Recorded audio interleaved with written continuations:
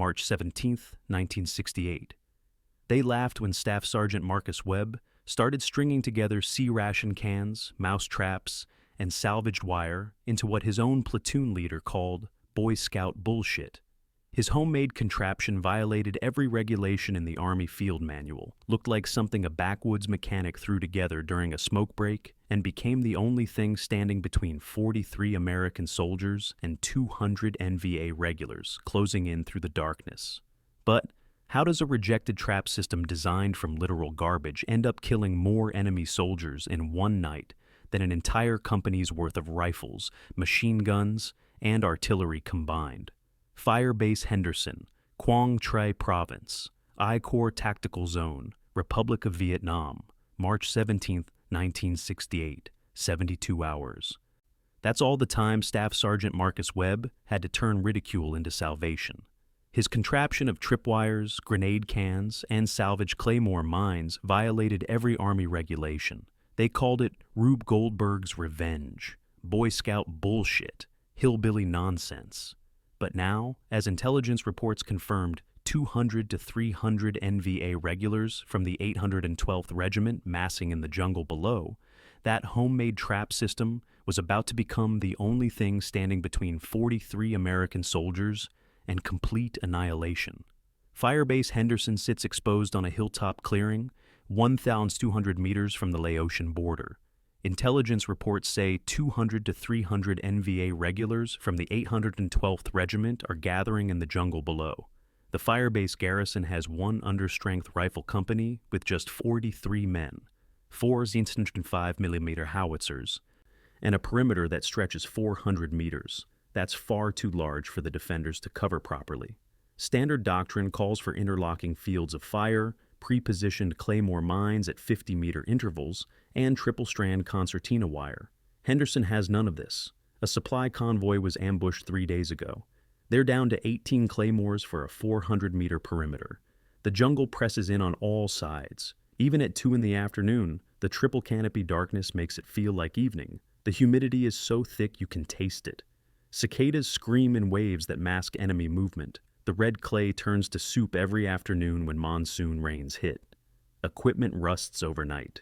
Sleep comes in 45-minute intervals. The men smell of weeks-old sweat, insect repellent, and the sour tang of fear that won't wash off. Your uniform sticks to your skin. Your rifle feels heavy as a log. The heat makes you dizzy. The jungle sounds never stop. Staff Sergeant Marcus Webb is 26 years old, from Appalachia coal country.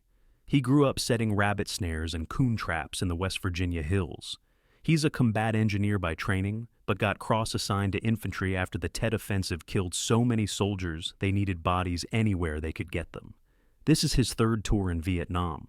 Webb is the kind of soldier who reads enemy after-action reports and VC training manuals captured from tunnels. He sees patterns that others miss. His rucksack contains 60 feet of paracord, a dozen mousetraps from care packages, empty C-ration cans, and a notebook filled with sketches that look like Da Vinci designing death. Conventional perimeter defense assumes you have the resources the manual requires. But Henderson is a bastard fire base. It's too remote for regular resupply and too exposed to abandon. The company commander, Captain Delaney, follows doctrine because it's all he knows. Space the claymores evenly, post listening posts and observation posts at 100 meters. Pray artillery support arrives before you're overrun. It's a defense designed for Korean hilltops, not Vietnamese jungles where the enemy appears from the earth itself like ghosts. When Webb proposes his system, the reaction is immediate dismissal. He wants to build interconnected traps using tripwires to trigger multiple secondary devices, creating a cascading chain reaction across the perimeter. We're not fucking trapping rabbits, Webb. This isn't Sergeant York. Mines go in the ground, not hanging from trees. Even his squad mates think he's lost his mind. The platoon leader threatens to write him up for unauthorized modification of defensive positions. They laugh at him, they mock him, they call his ideas hillbilly nonsense. But Webb knows something they don't. He's studied how the VC move at night. He's read their tactics manuals. He knows they probe defenses looking for weak spots, then exploit them with speed and numbers. Standard American defenses are predictable. The enemy knows where the claymores will be. They know the patrol patterns. They've been fighting Americans for years now.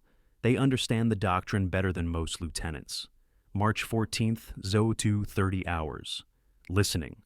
Post-observation, post-3 reports, Stopes. Movement estimated 15 to 20 NVA probing the wire on the southern perimeter. They hit the 3 claymores positioned there. All 3 malfunction in the humidity. Moisture gets into the firing mechanisms. The blasting caps corrode. The NVA breach the wire with Bangalore torpedoes and pull back before mortars arrive. In the morning, bootprints show they mapped the entire southern defense.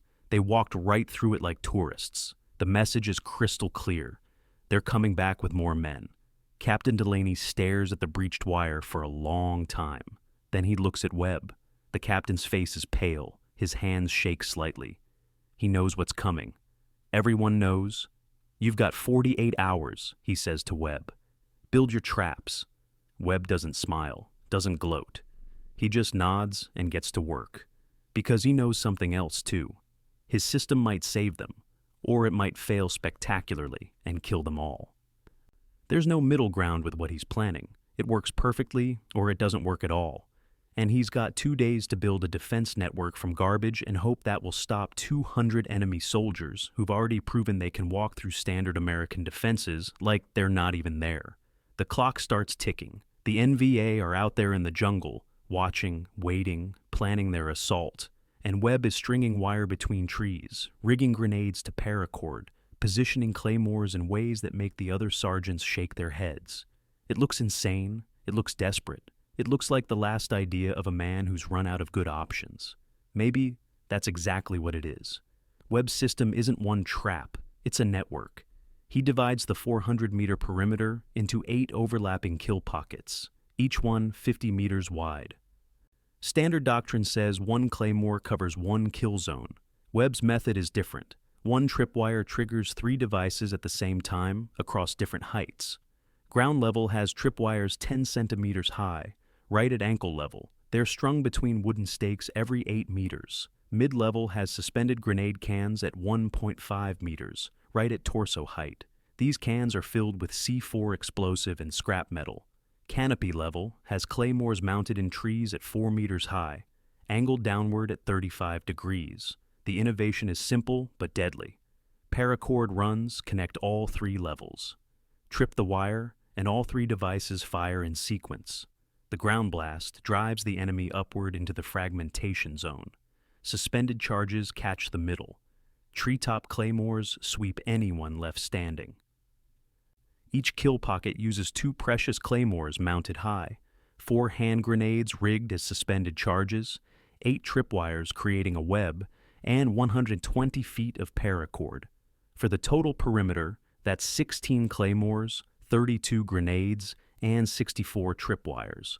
They cannibalize wire from busted radios. They take springs from broken weapons. They use detonation cord from dud mortar rounds. Every piece of trash becomes a component. Nothing gets wasted. Webb walks each squad through their sector at night, blindfolded. He teaches them to navigate their own traps by counting paces and reading terrain with their feet. You need to know where every wire is when mortars are dropping and you can't see your hand in front of your face, he tells them. They practice combat reloading positions that don't cross tripwire lanes. They memorize safe corridors, 2-meter gaps where they can fall back without triggering their own devices. It's slow work, tedious work. Men get frustrated, but Webb is patient. He makes them do it again and again until muscle memory takes over. Captain Delaney represents conventional thinking. We should be aggressive, he says. Push patrol bases out 500 meters. Dominate the terrain. Webb embodies jungle reality. Sir, we don't have the men to dominate anything, he replies quietly. We make the jungle kill for us. American doctrine says, take ground and hold it. Webb's approach says, let them come to ground that's already killing them. It's a fundamental difference in philosophy. One is about projection of power. The other is about survival through cunning. Everything about Webb's system contradicts aggressive military culture. Real soldiers attack. Real soldiers close with the enemy. Real soldiers don't hide behind hillbilly contraptions. There's something unsettling about engineering mechanical violence, about death delivered by physics rather than courage. It feels unsporting, unchivalrous, like poisoning a water hole. The younger soldiers don't mind so much. They just want to live. But the career NCOs and officers, they feel it in their gut. This isn't how wars are supposed to be fought. This isn't honorable combat. It's extermination by machinery. March 15th, evening patrol. Webb sets a single test pocket 200 meters outside the wire. That night, a 4-man NVA sapper team hits it while probing for artillery positions. The tripwire triggers at 01:42 hours. Ground blast first, then the canopy claymore, then secondary fragmentation, 3 distinct cracks in rapid succession. The sound carries across the valley like thunder. In the morning, they find 4 bodies, all killed instantly, spread across a 15-meter radius. No return fire was needed, no warning was given. Just the mechanical execution of Webb's geometry. The bodies tell the story. One man's legs were blown off at the knees. Another has a chest cavity open like a flower. The third is missing his head. The fourth looks almost peaceful, except for the 100 small holes in his torso. Captain Delaney walks the kill pocket twice, measuring blast patterns with his boots. He stops smirking about Boy Scout bullshit. Captured documents later reveal what the 812th Regiment's intelligence officer wrote. American firebase employs unknown defensive doctrine. Preliminary assault teams suffer total casualties without engaging defenders. Recommend reconnaissance and force to identify kill zones before main assault.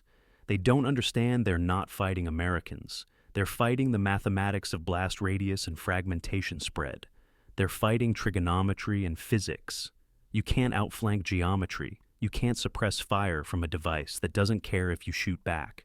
Working the traps at night is nerve-wracking. You hear the rasp of paracord against wood, the soft click of grenade pins seated in position. You feel the weight of claymores strapped to your back as you climb trees in darkness. There's constant fear you'll trip your own wire and die in a flash of your own engineering. Webb's hands shake when he's setting charges. It's not fear of the enemy. It's fear of a mistake, of killing his own men with his cleverness. One wrong connection. One miscalculation. One wire placed 6 inches too low. That's all it takes. He checks everything 3 times. Then he checks it again. Sleep doesn't come easy when you're building death traps around your friends. The other soldiers watch Webb work. At first they think he's crazy. Then they think he's paranoid. Then they see the test pocket results and they start to understand. This weird hillbilly sergeant with his mousetraps and paracord might actually save their lives. They start helping without being asked, gathering wire, scrounging materials, learning the geometry. Private Morrison, who called it all stupid 2 days ago, now asks Webb to check his trigger mechanisms. Corporal Davies, who laughed at the tree-mounted claymores, climbs up to adjust the angles himself. The mockery stops. The jokes end. What replaces them is something more dangerous: hope, the most fragile thing in a combat zone. By March 16th, the perimeter is complete. 8 interlocking kill pockets, 64 tripwires, a web of death woven from garbage and desperation. It looks insane up close.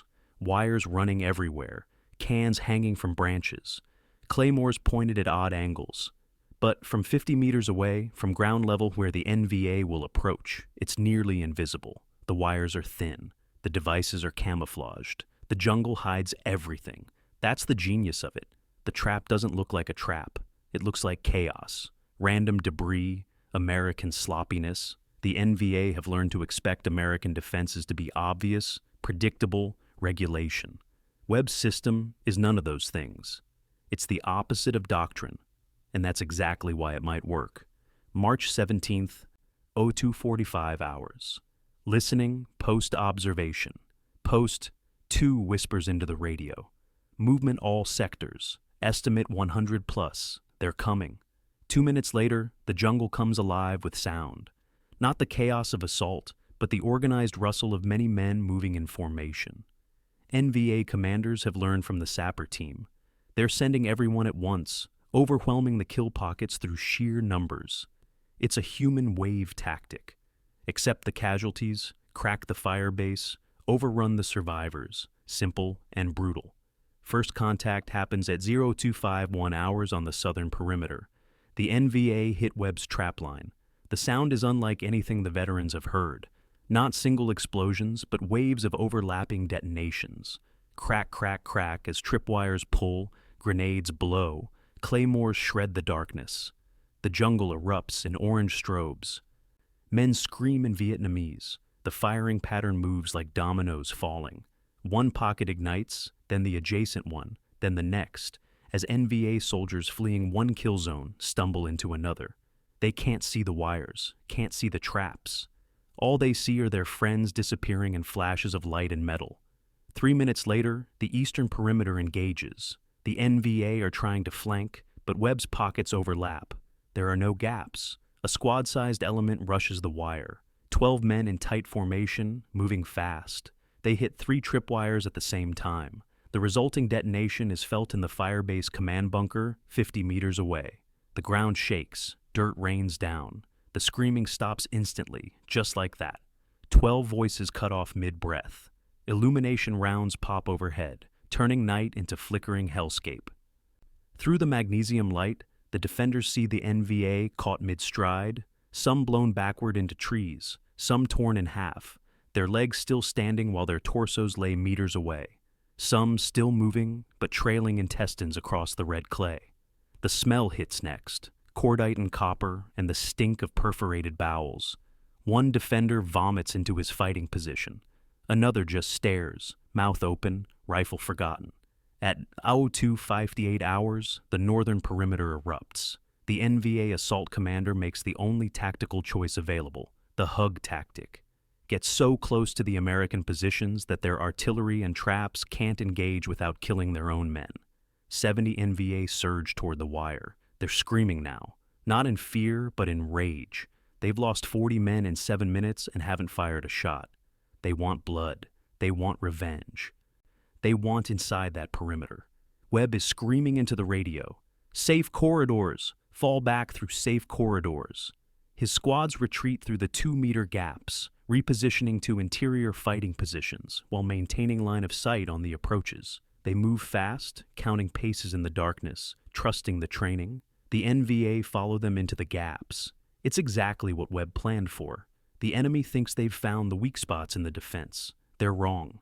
The NVA rush into the gaps, right into the final trap line Webb built as a fallback layer. The secondary pockets detonate. More screams, more flashes, more bodies.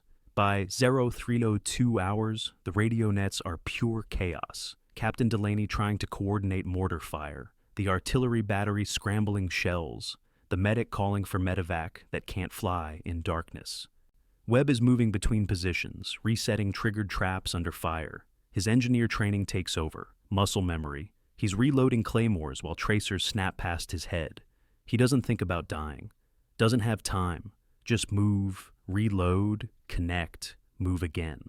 The NVA have broken into 3 assault groups. 60 men are pinned in the southern kill pockets, unable to advance or retreat. The traps behind them have been triggered. The traps ahead are still active. They're stuck in a killing field. 40 men are pushing the northern perimeter, inside effective trap range, trying to reach the American fighting positions before more devices detonate. 100 men are holding in the jungle, waiting for the traps to deplete, waiting for their moment.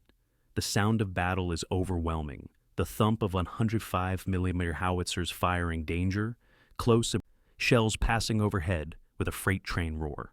The crack of M16s on full auto. The deeper chatter of RPD machine guns returning fire. The whoosh bang of RPGs hitting the perimeter. The wet slap of shrapnel hitting sandbags. Men pray between trigger pulls. Some cry, some laugh. The line between courage and madness disappears in combat. At 03:15 hours, the 100-man reserve force commits. They're going to overrun through casualties. Accept 50% losses to crack the fire base. It's all or nothing now. They come in a human wave, screaming, firing from the hip, bayonets fixed. It's terrifying and desperate and brave in its own horrible way. They know they're running into certain death. They do it anyway. Webb's system detonates in sequence. Ground level first, breaking the charge. Legs shatter, men fall forward. Suspended charges. Second, catching the fallen. Torsos ripped open. Canopy claymores last, sweeping the survivors.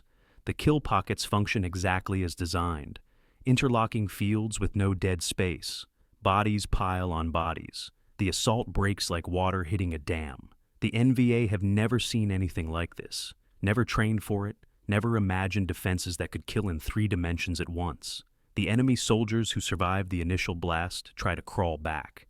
Some make it 5 meters. Some make it 10. Most don't make it at all. The ones who do reach the jungle line are no longer combat effective. They are wounded, traumatized, broken. They tell the commanders the Americans have ghost mines that kill from 3 directions at once. They refuse to go back. At 03:47 hours, the firing stops. Just stops. The jungle returns to silence. It's eerie.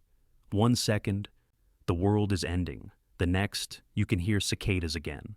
The NVA withdraw. Not in formation, not organized. They just melt back into the jungle, carrying their wounded, leaving their dead. The 812th Regiment is combat ineffective. They came with 200 men. They leave with less than 100 capable of fighting.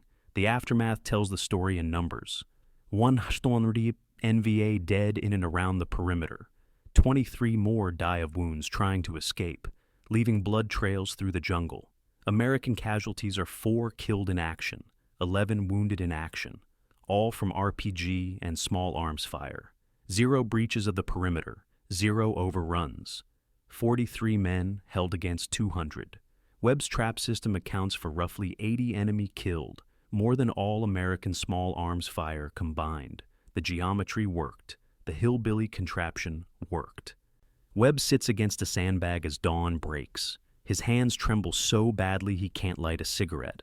A private lights it for him. Nobody speaks. What do you say? Nobody mocks the traps anymore. Nobody calls them homemade. Nobody laughs. Captain Delaney walks the perimeter as sun rises over the carnage. The body distribution is geometric, almost perfect. Blast patterns overlap with mathematical precision. He stares at it for a long time. "Jesus Christ, Webb," he finally says. "Jesus Christ." The sun keeps rising, the jungle keeps growing, and on Firebase Henderson, 43 men sit in their fighting positions, alive when they should be dead, saved by trash and trigonometry.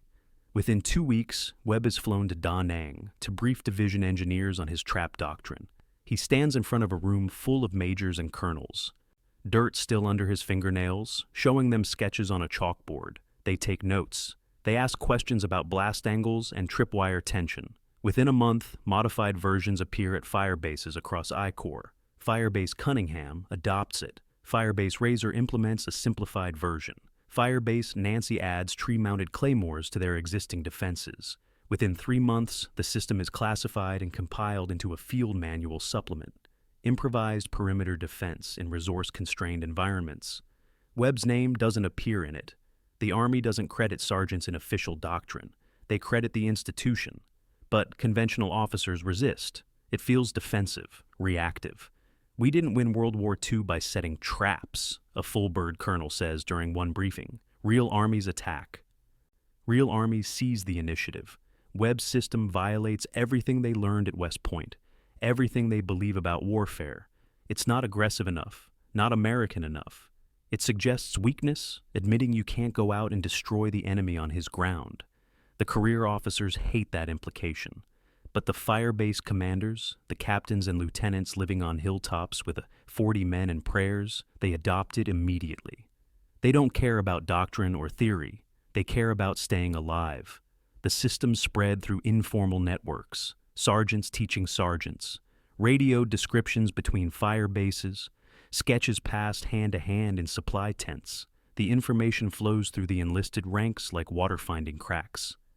Captured NVA documents from May 1968 show tactical updates spreading through their command structure. Avoid fire bases with tripwire defenses. Probe cautiously. Expect interconnected devices. Recommend artillery bombardment before assault to clear traps. The psychological impact is greater than the casualties. Webb's traps make the NVA hesitant, tentative. They second-guess themselves. They slow down. They lose their tactical initiative. For an army that depends on speed and surprise, this is devastating. The 812th Regiment never fully recovers from Firebase Henderson. They're pulled off the line for 2 months to rebuild. When they return, they avoid American fire bases entirely, focusing on village targets instead. Firebase Henderson holds. A dozen other fire bases hold using Webb's system. Firebase Mary loses only 2 men in a 150-man assault. Firebase Chamberlain repels 3 separate attacks with minimal casualties. Kill ratios swing from 2-to-1 to 20-to-1 in favor of the Americans. In pure tactical terms, it's brilliance. Military science working exactly as it should. But strategically, it changes nothing. The fire bases are holding terrain that doesn't matter in a war with no front lines against an enemy who can simply wait. Webb's traps save lives, but can't win the war. The enemy doesn't need to take Firebase Henderson. They just need to make America tired of defending it, and they have all the time in the world. Webb survives the war. He goes home to Appalachia in December 1969, opens a small engine repair shop in the same town where he learned to set rabbit snares as a kid. He fixes lawnmowers and chainsaws. He marries a local girl, has 2 kids, never talks about Vietnam except once, to a nephew who asks. "I got real good at killing people who never saw it coming," Webb says quietly. "Still don't know if that makes me smart or damned." Then he changes the subject and never brings it up again. His wife knows not to ask. The other veterans in town know not to ask. Some things you don't talk about. Some knowledge sits in your chest like a stone. The final assessment of trap-augmented firebase defenses comes out in 1970, covering operations from 1968 to 1969. The numbers are clear: 60 to 70% reduction in successful enemy breaches, 18-to-1 average kill ratio at defended fire bases, 40% reduction in American casualties during firebase defense. 0 fire bases using Webb's system were overrun during the period studied. The numbers prove the concept. The historians later note it proved nothing that mattered. Winning every tactical engagement means nothing when the strategic objective is impossible. You can't kill your way to victory in a political war. The NVA understood this. The Americans never did. What was proven is that small units with minimal resources can defeat numerically superior forces through tactical innovation. What was learned is almost nothing. Institutional armies resist lessons from irregular warfare. The lessons are too specific, too dependent on individual creativity, too hard to teach in a classroom or put in a manual.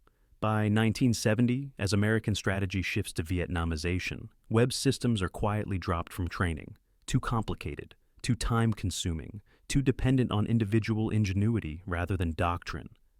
The Army wants solutions that scale. Webb's traps require thinking soldiers, not obedient ones. That's not how the Army works. Decades later, in Iraq and Afghanistan, Special Operations Forces rediscover improvised defense systems. Combat outposts in Helmand Province use interconnected IED defenses. Fire bases in Kandahar mount claymores at multiple elevations. Forward operating bases create overlapping kill pockets using tripwires and remote detonators. Webb's principles appear in manuals for outpost defense, cascading effects, psychological impact of unseen threats, 3-dimensional defense networks. The names change, the geometry remains.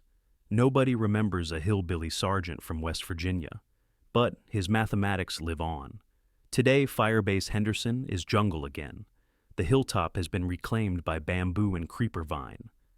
The bunkers collapsed years ago. The wire rusted away. Farmers occasionally find tripwire stakes, corroded grenade pins, the curved shell of a claymore mine. They don't know what happened there. Don't know that, for one night in March 1968, a sergeant from coal country turned physics into poetry and geometry into salvation. The jungle keeps its secrets. The traps are gone. The men who set them are old or dead. But somewhere in a Quang Tree village, an old man with shrapnel scars still won't walk through dense brush at night. Still steps carefully over exposed roots. Still hears the crack, crack, crack of mechanical death that came from everywhere and nowhere. Webb's trap didn't win the war, but it won that night. And sometimes, in the algebra of survival, one night is everything. The last tripwire at Firebase Henderson was deactivated on April 3, 1968. The paracord was coiled and reused. The grenades were returned to inventory. The claymores were repositioned according to regulation. By sunset, the perimeter looked like every other fire base in Vietnam, professional, standardized, and twice as vulnerable as it had been when a sergeant from Appalachia made it lethal with trash and geometry. The war would grind on for 7 more years, but on one hilltop, for 43 men, the homemade trap that everyone mocked became the difference between survival and a body bag. That's not enough to change history, but it's enough to remember. In war, sometimes the smartest solution looks like madness until the moment it saves your life. Webb knew this. The jungle knew this. And for one terrible night, the 812th Regiment learned it too.